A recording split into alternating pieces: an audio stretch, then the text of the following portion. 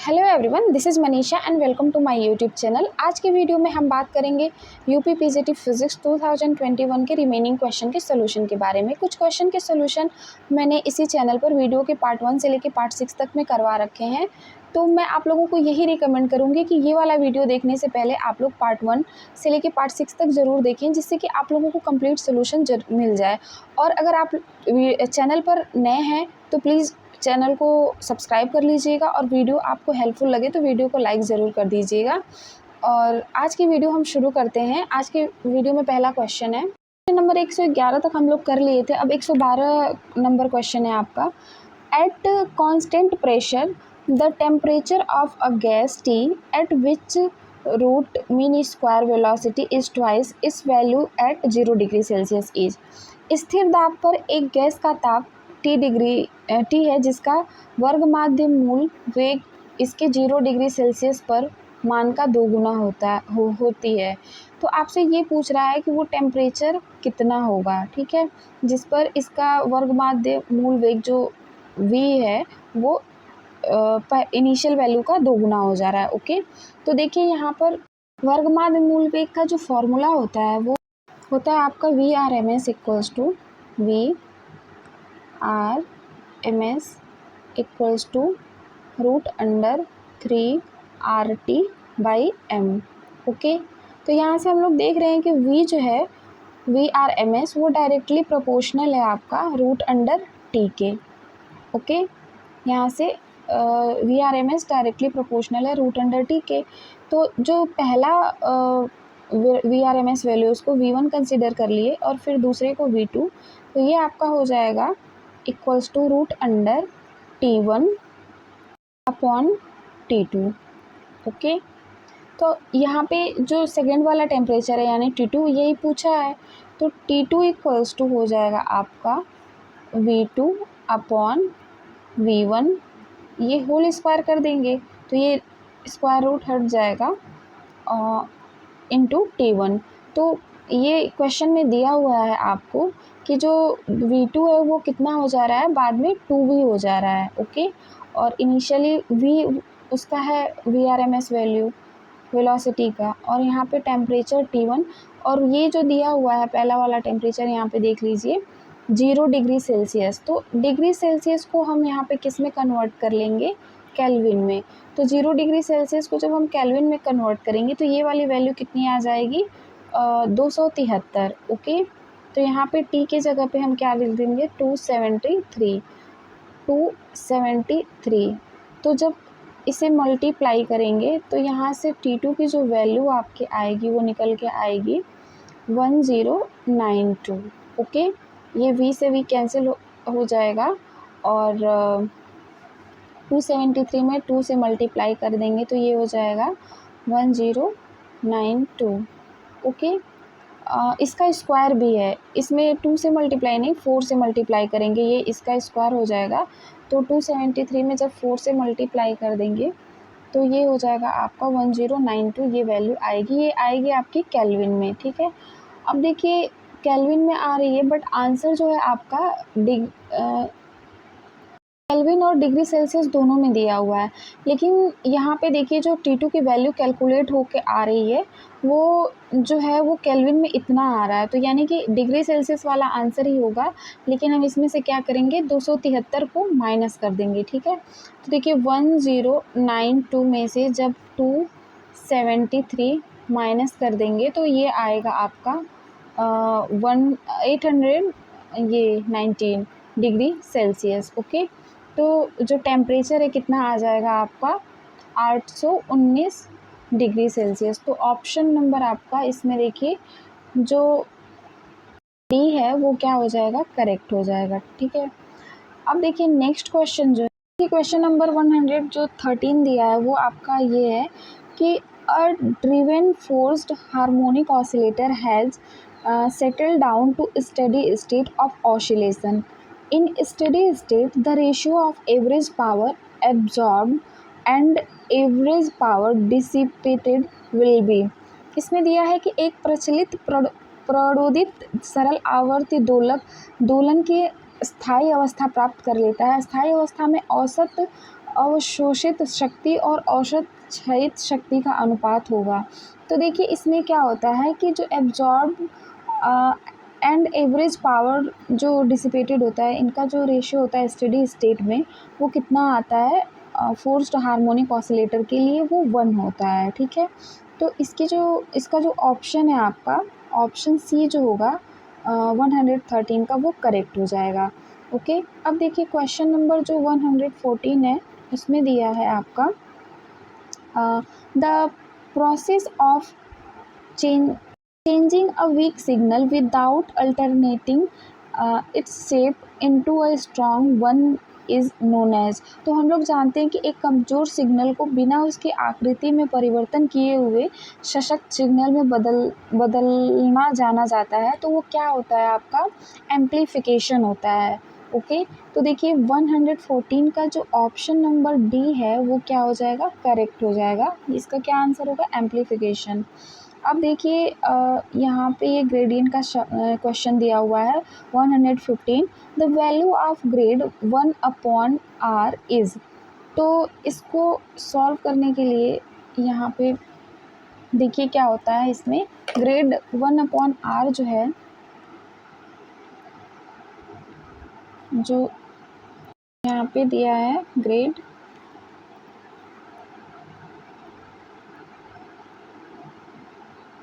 1 upon R. Okay, तो grade 1 upon are को हम कैसे लिखेंगे, ये 1 अपॉन आर। ठीक है, ये इसका हो जाएगा मैथमेटिकल एक्सप्रेशन। अब देखिए इसको हम और कैसे लिख सकते हैं, समेशन ऑफ, मतलब ये आर है तो R1 R2 R3 dot dot dot ऐसे होता है तीनों डायमेंशन में। अगर इसको हम देखते हैं तो यहाँ पे हम आई कर ले लेते हैं और del upon del X 1 upon R. Okay, अब ये हो जाएगा आपका summation of I del upon del R 1 upon R del upon del X. ठीक है, यहाँ तक तो सही है। अब देखिए इसको जब हम सॉल्व करेंगे तो ये कितना आएगा आपका, -1 अपॉन आर स्क्वायर। इसका हम इस वाले 1 अपॉन आर का जब हम ये डेल अपॉन डेल आर ले लेंगे तो ये जब डिफ्रेंशिएट होगा पार्शियली तो ये ऊपर जाएगा और ये कितना हो जाएगा आपका, माइनस साइन बाहर आ जाएगा और 1 अपॉन आर स्क्वायर। ठीक है, मतलब ये आता है -1 अपॉन आर की पावर -2 आएगा, तो ये हमने 1 अपॉन आर स्क्वायर रख दिया है यहाँ पे। अब ये summation I del R by del X. Okay, अब देखिए यहाँ पे जो ये वाली वैल्यू है, ये कितनी आ जाएगी आपकी, ये होगा आपका -1 upon R square summation I X by R. Okay, और इसको हम और क्या लिख सकते हैं, -1 अपॉन आर, इसको जब ये कन्वर्ट करेंगे तो ये हो जाएगा वेक्टर में, vector R upon R. Okay, अब देखिए यहाँ पर जब इसको मल्टीप्लाई कर देंगे, ये यहाँ से देखिए ये वाला स्क्वायर साइन है ना, आर स्क्वायर, ये R square R upon R, तो इसको जब इसमें मल्टीप्लाई करेंगे तो ये देखिए कितना आंसर आएगा आपका, ये जो आएगा निकल के minus vector R upon R cube. तो gradient of R 1 upon R कितना आएगा, minus vector R upon R cube. तो इसका जो ऑप्शन सी है आप लोगों का, ये करेक्ट हो जाएगा। ओके, अब देखिए जो क्वेश्चन नंबर आपका 117 है, वो ये है कि the photo electric threshold wavelength for a metal is 3000 angstrom. What is the kinetic energy of an electron ejected from it by radiation of wavelength? ये दिया 100 एंगस्ट्रॉम। तो आपसे पूछ रहा है कि एक धातु का प्रकाश विद्युत देहली तरंग दैर्घ्य 3000 एंगस्ट्रॉम है, इस पर 1200 एंगस्ट्रॉम तरंग दैर्घ्य के विकिरण के आपतित होने पर उत्सर्जित होने वाले इलेक्ट्रॉन की गतिज ऊर्जा क्या होगी। तो देखिए इसको सॉल्व करने के लिए यूज करेंगे Einstein equation for photo electric effect. Okay, तो देखिए क्या होता है Einstein equation for photo electric effect. क्या होता है के मैक्सिमम, ठीक है, kinetic energy maximum equals to, max है,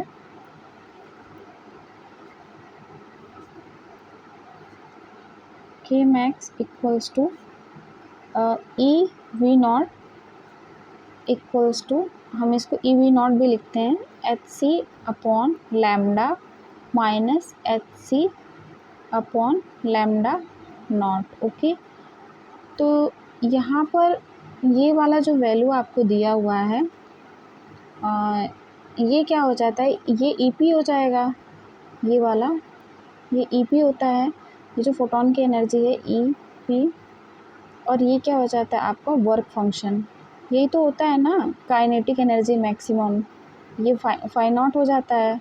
ठीक है, जब हम काइनेटिक एनर्जी मैक्सिमम कैलकुलेट करते हैं तो देखिए यहाँ पर जो ये वैल्यू है ये एच सी अपॉन लैम्डा जो आएगी आपकी, वो कितनी आती है, इसको मैं हटा दे रही हूँ, यही होता है फॉर्मूला आपका। और जो वैल्यू है आपका एच सी अपॉन लैम्डा, तो एच सी की जो वैल्यू है एंगस्ट्रॉम में, अगर हम मतलब जब लैम्डा दिया हो तो उसको, मैंने पिछले वाले वीडियो में भी बताया था, उसको हम क्या लिख देते हैं 12,400। ठीक है, तो काइनेटिक एनर्जी मैक्सिमम जो है आ जाएगा आपका 12,400, एच सी की जो वैल्यू है वो, और लैम्डा जो दिया हुआ है यहाँ पे 1200 और माइनस 12,400 डिवाइडेड बाई 3000, और ये जो कैलकुलेट होके आएगी वो एनर्जी किस में आती है, इलेक्ट्रॉन वोल्ट में। ठीक है, तो मैं इस ब्रैकेट में यहीं पे लिख दे रही हूँ ईवी में, ये जो भी आएगा ये किस में आएगा, ईवी में कैलकुलेट होके आएगा। ओके, तो देखिए यहाँ पे जो के मैक्स है वो क्या हो जाएगा, के मैक्स हो जाएगा आपका, इसको जब हम कैलकुलेट करेंगे तो ये हो जाएगा 10.33 और ये हो जाएगा 4.13। ठीक है, और ये जो वैल्यू आएगी आपकी किस में आएगी, इलेक्ट्रॉन वोल्ट में। तो जब इसे हम माइनस कर देंगे, सब्सट्रैक्ट कर देंगे इन दोनों को, तो जो काइनेटिक एनर्जी मैक्सिमम निकल के आएगा आपका होगा 6.2 इलेक्ट्रॉन वोल्ट।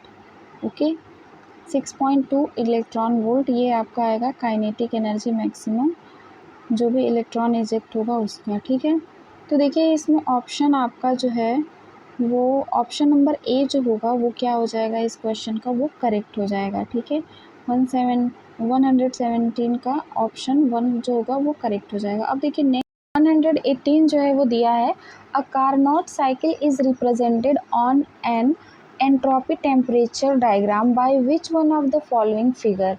तो आपसे पूछ रहा है कि एक एंट्रोपी ताप आरेख पर एक कार्नोट चक्र को निम्नलिखित आकृतियों में से किस द्वारा एक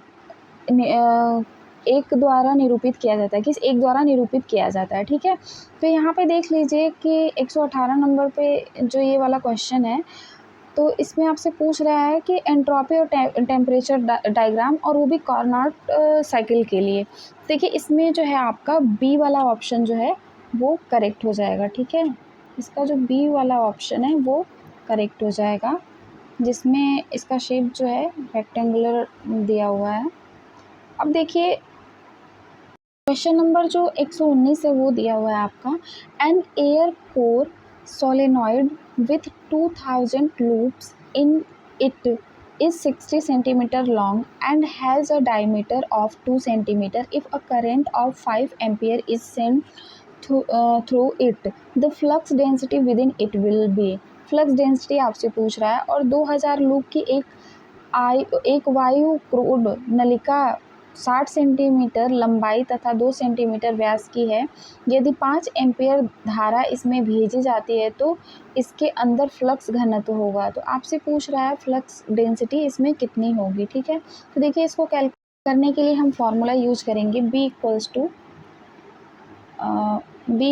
to mu naught n i. Okay, n i जहाँ पे n जो है आपका वो क्या है,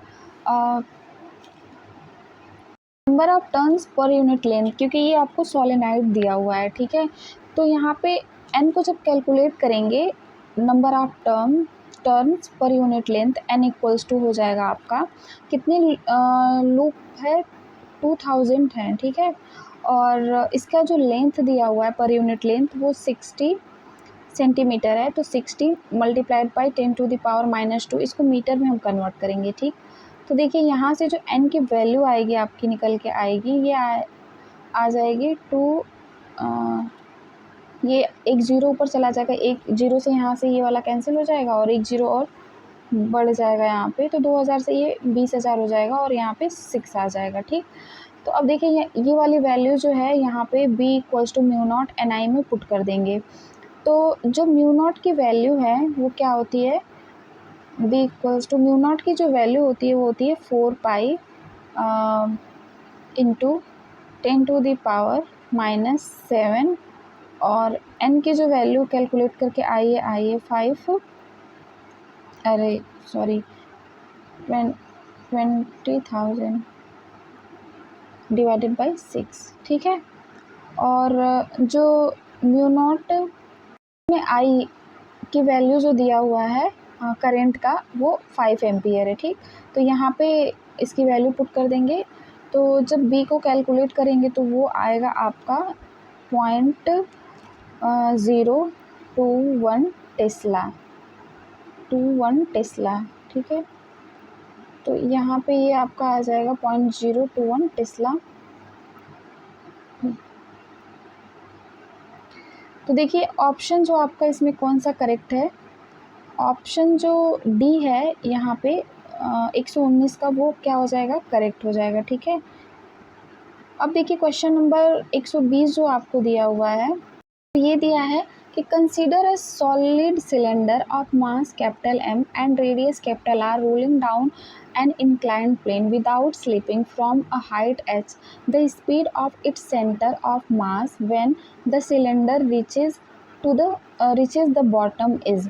तो इसमें ये दिया है कि एक आनत तल पर h ऊंचाई से बिना फिसले नीचे लुढ़कते m द्रव्यमान तथा r अर्ध व्यास का एक ठोस बेलन पर विचार कीजिए। बेलन के तली पर पहुंचने पर इसके द्रव्यमान केंद्र का वेग होगा। तो जब ये नीचे पहुंचेगा तो इसमें पूछ रहा है कि उस टाइम पर इसका सेंटर ऑफ मास का स्पीड कितना होगा, ओके। तो देखिए इसको सॉल्व करने के लिए हम क्या लगाएंगे, वर्क एनर्जी थ्योरम यूज करेंगे, ठीक है। इसको हम वर्क एनर्जी थ्योरम से सॉल्व करेंगे। तो इसमें क्या हो जाएगा, यहाँ पे मैं लिख दे रही हूँ using work energy theorem, mgh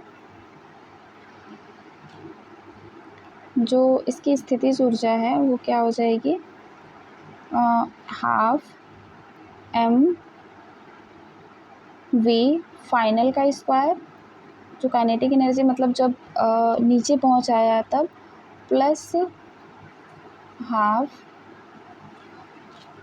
I omega square, okay, half I omega square. ये है आपका रोटेशनल काइनेटिक एनर्जी, ओके। आई जो है मोमेंट ऑफ इनर्शिया है।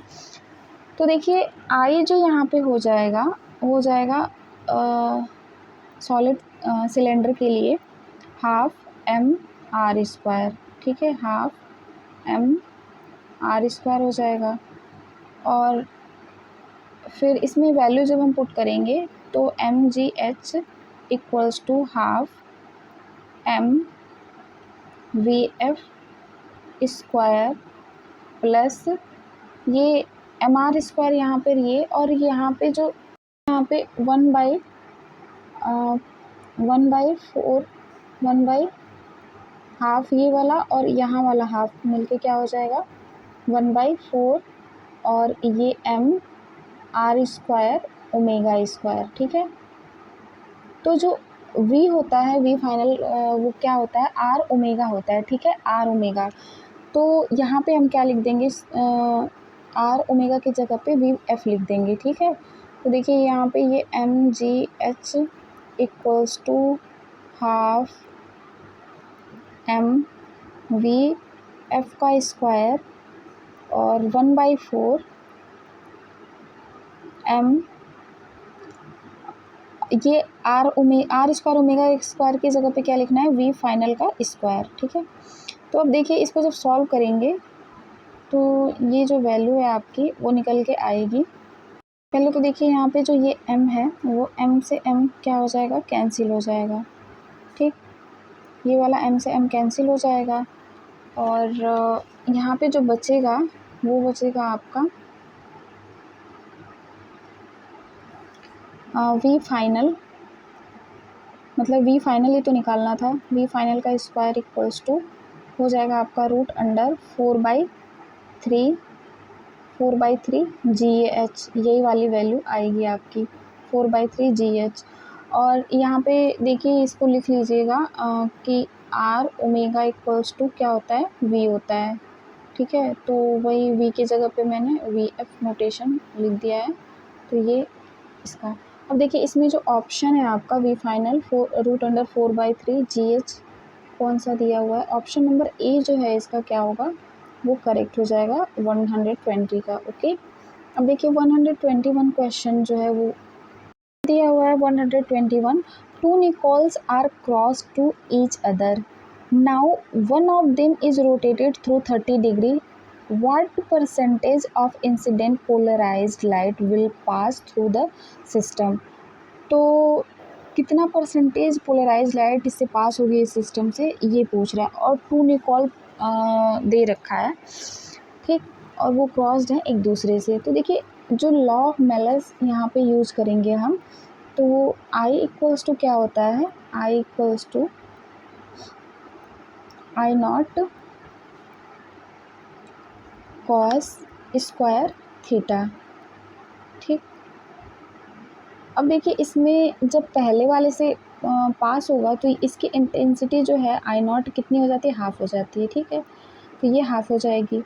और कॉस स्क्वायर थीटा, तो यहाँ पे देखिए जो इक्वेशन होता है उसमें क्या होता है, साइन स्क्वायर थीटा होता है यहाँ पे। तो साइन 30 लिखूँ या फिर मैं यहाँ पे cos 60 लिख दूँ, बात तो एक ही है। तो यहाँ पे देखिए अगर cos के टर्म में लिखेंगे तो यहाँ पे क्या लिख देंगे, cos 60 डिग्री, या फिर अगर हम साइन के टर्म में इसे लिखते तो ये कितना हम लिखते, साइन 30 डिग्री। ठीक है, तो यहाँ से देखिए ये जो आपका कैलकुलेट होके आ जाएगा I0/2 और cos 60 कितना होता है 1/2, इसका होल स्क्वायर हो जाएगा। तो ये कितना आ जाएगा आपका I0/8। ठीक है, तो ये अब कितना परसेंटेज हुआ इनिशियल जो दिया है उसका। तो इनिशियल जो इंटेंसिटी है उसको हम क्या एज्यूम किए हैं, I0 एज्यूम किए हैं। तो I0/8 उसका कितना परसेंटेज है, तो सिंपल परसेंटेज निकालना है इसका।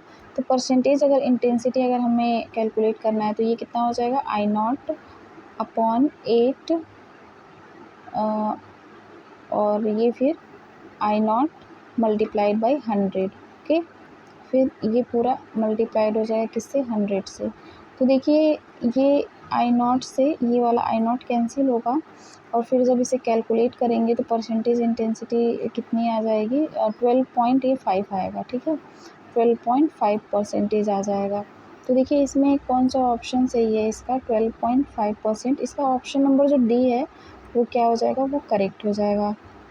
अब देखिए क्वेश्चन नंबर जो 122 है वो दिया हुआ है, the mean free path of molecules of a certain gas at pressure P and temperature T is 2 into 10 to the power minus 7 meter. The mean free path for the same gas at pressure P/2 and temperature 2T will be। तो आपसे ये पूछ रहा है कि जो किसी gas के अणुओं के का दाब P तथा ताप T पर मुक्त पाथ जो है वो दिया है 2 into 10 to the power minus 7 metre है। इसी गैस का दाब P/2 तथा ताप 2T पर माध्य मुक्त पथ का मान होगा। तो ये देखिए इसमें मीन फ्री पाथ का जो इक्वेशन होता है वो क्या होता है, फॉर्मूला, वो लैम्डा इक्वल्स टू होता है आपका, lambda equals to 1/√2 pi N D square. Okay, sorry हाँ, ये रूट अंडर 2 होता है। तो अब यहाँ पे देखिए कि ये दिया हुआ है एन की वैल्यू, यहाँ पे प्रेशर की वैल्यू दी हुई है। तो यहाँ पे जो ये वाला स्मॉल एन होता है वो क्या होता है, डेंसिटी होता है। तो इसको हम क्या लिख सकते हैं, और n equals to capital N upon V, मतलब number of atom per unit volume. तो यहाँ पे देखिए, जब हमें ये भी पता है कि ये पी वी बराबर क्या होता है, एन के टी। ठीक है, पी वी बराबर होता है एन के टी। अब देखिए एन बाई वी यहाँ से अगर हम कैलकुलेट कर लें तो इस वाले फॉर्मूले से ये क्या आ जाएगा, N by V equals to P by K T, P upon K T आ जाएगा। अब देखिए इसी फॉर्मूले को थोड़ा सा अगर हम और देखें तो n के जगह पे जो हमारा ये n के जगह पे हम क्या पुट कर देंगे, n बाई वी, और n बाई वी की जगह पे इस वाले फॉर्मूले में ये जो है और लैम्डा की जो वैल्यू है n वाले में, तो n की जगह पे अगर n बाई वी ये वाला वैल्यू अगर हम पुट करेंगे तो ये वाले n बाई वी किसके बराबर आ रहा है, p अपॉन के टी के। ठीक, तो अब देखिए लैम्डा इक्वल्स टू क्या हो जाएगा, लैम्डा इक्वल्स टू हो जाएगा यहाँ से के टी अपॉन रूट अंडर 2, ये 2 है, के टी अपॉन रूट अंडर 2 पाई डी स्क्वायर पी। ओके, ये वैल्यू आएगी। अब देखिए यहाँ से क्या हम देख रहे हैं कि लैम्डा जो है वो क्या हो रहा है, वो डायरेक्टली प्रोपोर्शनल आ रहा है यहाँ से टी अपॉन पी के। ठीक है, तो लैम्डा डायरेक्टली क्या हो रहा है, प्रोपोर्शनल आ रहा है टी अपॉन पी के, और टेम्परेचर और प्रेशर ही चेंज हो रहा है, और फिर वो जो मेन फ्री पाथ जो है दूसरे वाले के लिए पूछा जा रहा है यहाँ पे। तो देखिए मैं इसे नेक्स्ट पेज पे कर रही हूँ। यहाँ पे देखिए लैम्डा डायरेक्टली प्रोपोर्शनल था टी बाई पी के, तो यहाँ से एक और रिलेशन निकल जाएगा, lambda 1 upon lambda 2 equals to T1 upon T2 multiplied by P2 upon P1। Okay, तो अब देखिए लैम्डा 2 जो है आपका यहाँ से आ जाएगा T2 upon T1 multiplied by P1 upon P2, और ये पूरा हो जाएगा मल्टीप्लाइड बाई लैम्डा, ये वाला जो लैम्डा है इधर चला आएगा। ठीक है, अब देखिए सबकी वैल्यू दी हुई है तो इसको सब सिंपल वैल्यू पुट कर देंगे, तो ये हो जाएगा 2 multiplied by 2 multiplied by 2 into 10 to the power -7। ठीक है, तो अब देखिए ये जो लैम्डा 2 है आपका आ जाएगा 8 into 10 to the power -7 meter, यही आपका आंसर आएगा। तो देखिए ऑप्शन नंबर जो इसमें क्वेश्चन नंबर 122 का ऑप्शन जो है वो बी जो होगा वो क्या होगा, करेक्ट हो जाएगा यहाँ पे। ठीक है, अब देखिए क्वेश्चन नंबर जो आपका दिया है 123, ये वाला ऑप्शन ये वाला क्वेश्चन आपका ये दिया है, state of population inversion in laser is an an equilibrium state and number of atom in ground state is more than that of excited state। B option है आपका a non equilibrium state and number of atom in ground state is less than that of an excited state। सी है आपका an equilibrium state and number of atom in ground state is same at that in excited state। D है आपका a non equilibrium state and number of all atom lie in excited state.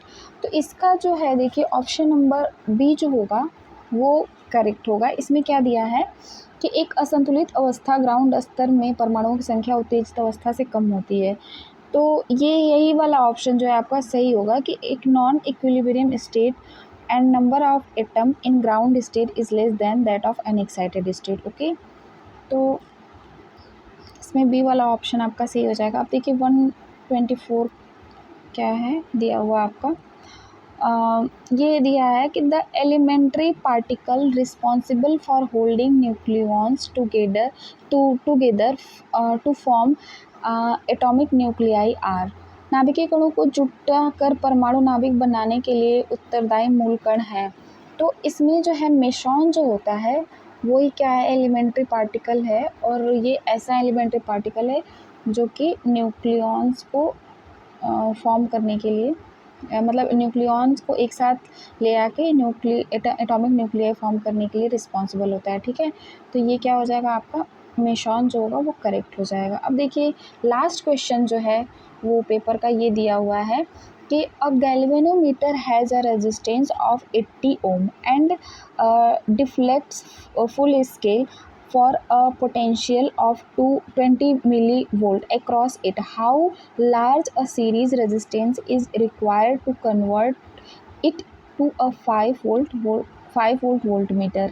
Okay, तो ये दिया है आपका एक धारामापी का प्रतिरोध 80 ओम है तथा 20 मिलीवोल्ट विभवांतर के लिए पूर्ण स्केल विक्षेप देता है। उसको 5 वोल्ट विभव मापी में परिवर्तित करने के लिए कितना बड़ा श्रेणी प्रतिरोधक आवश्यक है? तो देखिए इसके लिए जब वोल्ट मीटर और को कन्वर्ट करते हैं मीटर वोल्ट मीटर का, तो ये वाला देखिए इसमें जो फॉर्मूला आप कौन सा यूज़ करेंगे, आपको आरजी दिया हुआ है। ठीक है, इस क्वेश्चन में देखिए आरजी जो है वो कितना दिया है, 80 ओम दिया हुआ है। ठीक है, आरजी जो दिया है 80 ओम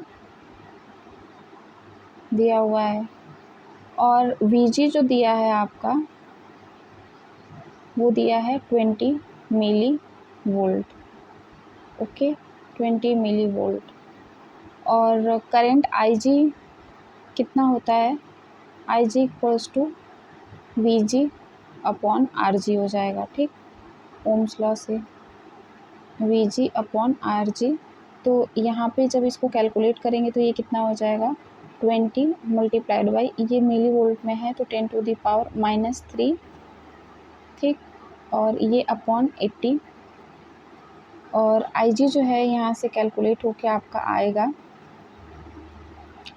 2.5 इंटू 10⁻⁻4 एम्पियर। ओके, अब देखिए यहाँ पे जो रेजिस्टेंस है वो कितना, रेजिस्टेंस रिक्वायर्ड जो होगा वो आपका निकलेगा ऐसे, R equals to V upon IG minus RG। यही तो फार्मूला होता है कैलकुलेट करने के लिए जितना भी रिक्वायर्ड रेजिस्टेंस होता है। देखिए R इक्वल्स टू V की वैल्यू 5 दिया हुआ है मल्टीप्लाइड बाय I की जो वैल्यू हम निकाले हैं अभी 2.5 10⁻⁻4 ये -80। ठीक है, तो यहाँ से जब इसे सॉल्व करेंगे तो आपका जो R है वो आ जाएगा 19920 ओम। ओके, इसे सॉल्व कर लीजिएगा आप लोग, देखिएगा ये वाला ऑप्शन आपका आएगा।